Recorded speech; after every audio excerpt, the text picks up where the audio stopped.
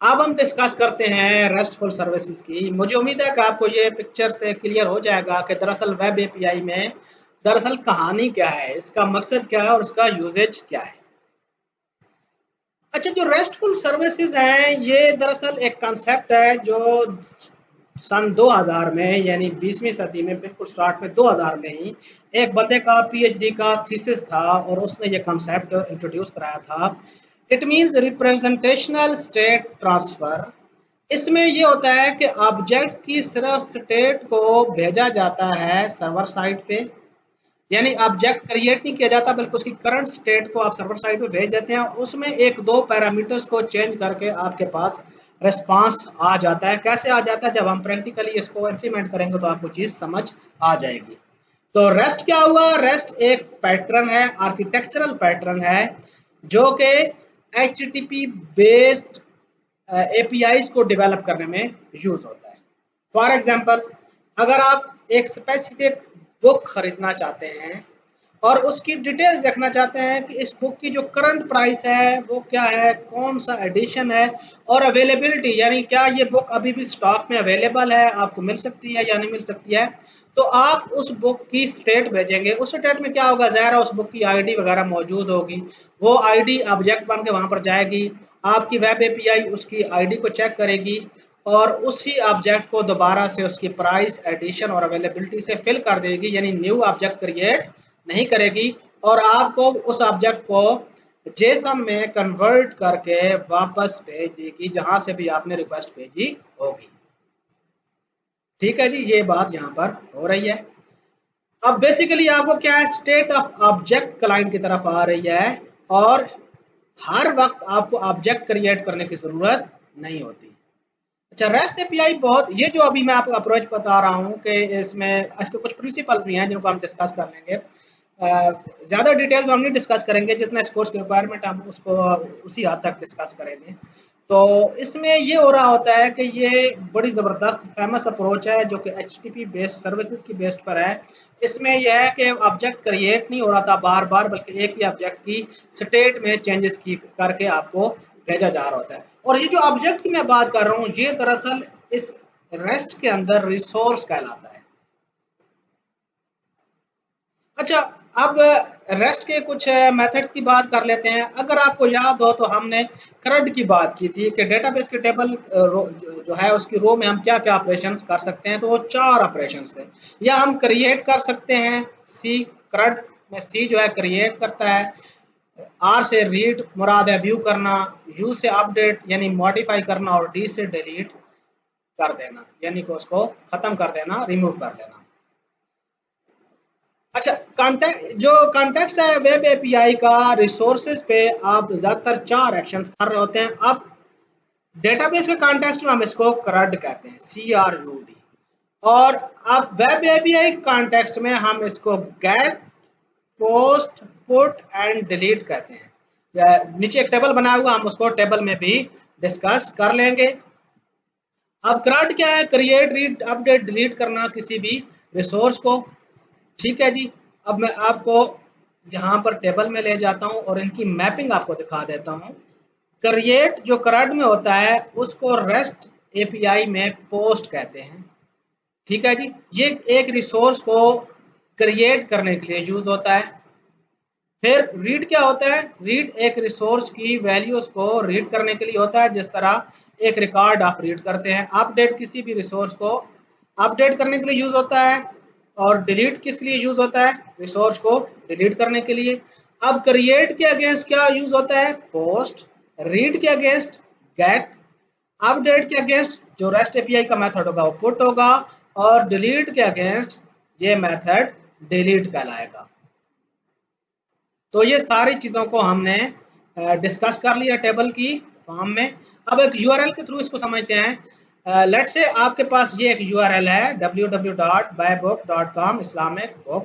तो इस एग्जांपल में क्या हो रहा है कि यूज़र ये देखना चाह रहा है कि इस्लामिक बुक की कैटेगरी में जो कि बाई बुक के डोमेन में मौजूद हैं, ये जो बुक्स हैं ये दरअसल एक रिसोर्स है। ये वो डेटा है, वो रिसोर्स है रेस्ट के अंदर जिसको क्लाइंट्स देख रहा है। तो इस बुक्स में तमाम जो वैल्यूज हैं वो रिट्रीव होकर आ जाएगी। अगर आप ये यूआरएल लिखेंगे और गेट की रिक्वेस्ट स्पेसिफाई करेंगे, ये भी मैं आपको बताऊंगा गेट की रिक्वेस्ट कैसे स्पेसिफाई करते हैं, इसमें परेशान होने की जरूरत नहीं है।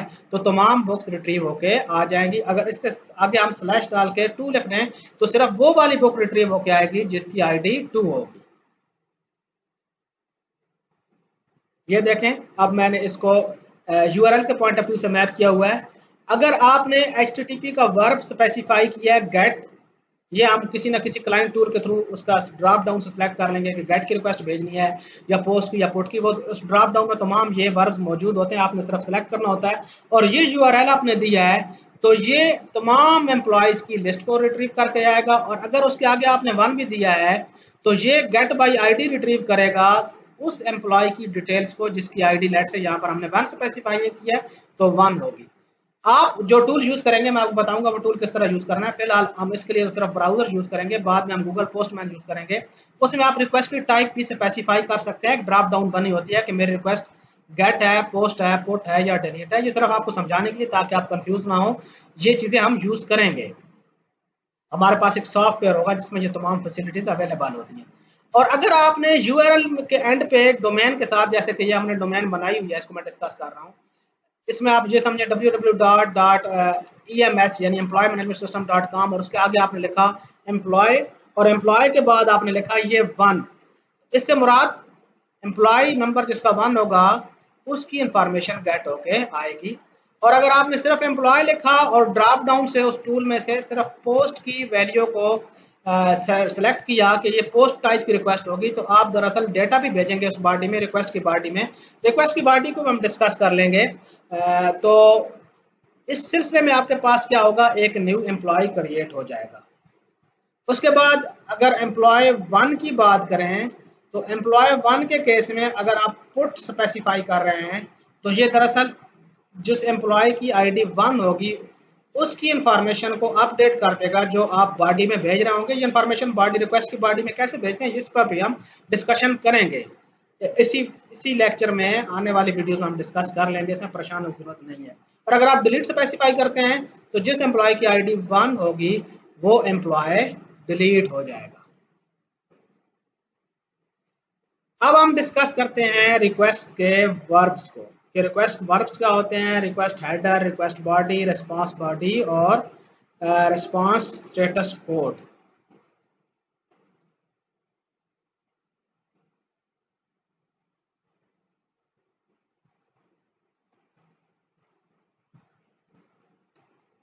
रिक्वेस्ट वर्ब्स जैसे कि हम डिस्कस कर चुके हैं, ये जो ज्यादातर हम यूज करेंगे वो get, post, put and delete होंगे। ये दरअसल बता रहे हैं कि आपने रिसोर्स के साथ क्या करना है। फॉर एग्जांपल अगर आप रीड करना चाहते हैं तो जैसे मैंने बताया गेट, अगर आप नया रिसोर्स बनाना चाहते हैं तो पुट, पोस्ट अगर उसी रिसोर्स को आप अपडेट करना चाहते हैं पुट, वरना डिलीट का वर्ब यूज होगा। अब बात करते हैं रिक्वेस्ट हेडर की। जब भी आप क्लाइंट से रिक्वेस्ट भेजते हैं सर्वर को तो डियर स्टूडेंट्स उसमें उस रिक्वेस्ट में एक हेडर और एक बॉडी होती है। ये मैं आपको गूगल पोस्टमैन में दिखाऊंगा भी। तो रिक्वेस्ट के हेडर में कुछ एडिशनल इंफॉर्मेशन होती हैं।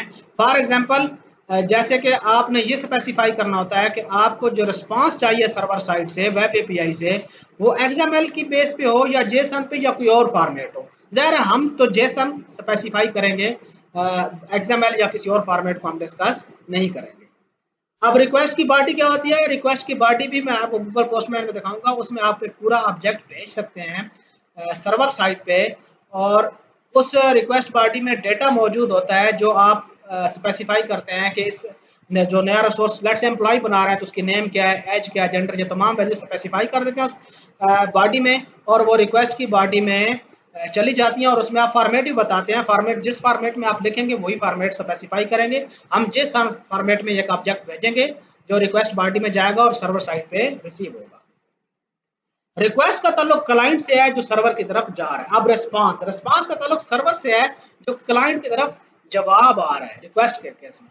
तो रिस्पांस भी वो डेटा होता है जो सर्वर से क्लाइंट की तरफ वापस आता है।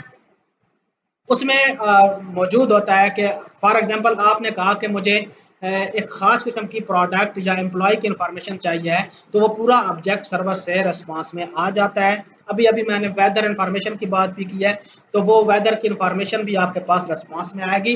फिर आप वो जेसन फॉर्मेट या एक्सएमएल फॉर्मेट भी आप स्पेसिफाई करते हैं कि रिस्पांस की बॉडी का फॉर्मेट कैसे होगा, ये भी कैसे स्पेसिफाई करते हैं, इसको भी हम टूल में डिस्कस करेंगे। फिर जो डेटा आपके पास मौजूद होता है जेसन फॉर्मेट, जो कि मैं बार बार जेसन किस लिए बात कर रहा हूँ क्योंकि हम जेसन यूज करेंगे, एक्सएमएल भी लोग यूज करते हैं और बहुत सारे और फॉर्मेट्स भी मौजूद हैं। तो उस जेसन के ऑब्जेक्ट को आप अपनी मर्जी से कहाँ पे व्यू कराना है, स्क्रीन में कैसे यूज करना है, वो आप व्यू करा सकते हैं। और हम ये व्यू कराएंगे भी जब हम इस अपनी वेब एपीआई को कंज्यूम करेंगे ASP.NET MVC के एप्लीकेशन में। अब जिस तरह रिक्वेस्ट का हेडर होता है, इसी तरह रिस्पांस के कुछ स्टेटस कोड्स भी होते हैं। इन स्टेटस कोड्स के बारे में हम डिटेल से डिस्कस करेंगे। ये स्टेटस कोड्स आपको बता रहे होते हैं कि क्या आपकी रिक्वेस्ट सही तरह से प्रोसेस हो गई है, यानी ऑल ओके है, या हो सकता है आपने जिस रिसोर्स की बात की हो वो मौजूद ही ना हो तो 404 नॉट फाउंड होगा, या कोई कंटेंट्स मौजूद ही ना हो तो 204 होगा। इस तरह के बहुत सारे स्टेटस कोड्स हैं। इनमें जो इंपॉर्टेंट कोड्स हैं उनको हम अपने कोड में यूज भी करेंगे और उनके जो मानी हैं, जो उनका मतलब है, वो भी आपको डिटेल में बताऊंगा और आपको चीजें समझ आ जाएंगी। उम्मीद है आपको ये जो बेसिक्स हैं रिक्वेस्ट रिस्पांस की, इनके मुतालिक समझ आ गई होगी, रिसोर्सेज के मुतालिक चीज़ों की समझ आ जाएगी। Stay blessed.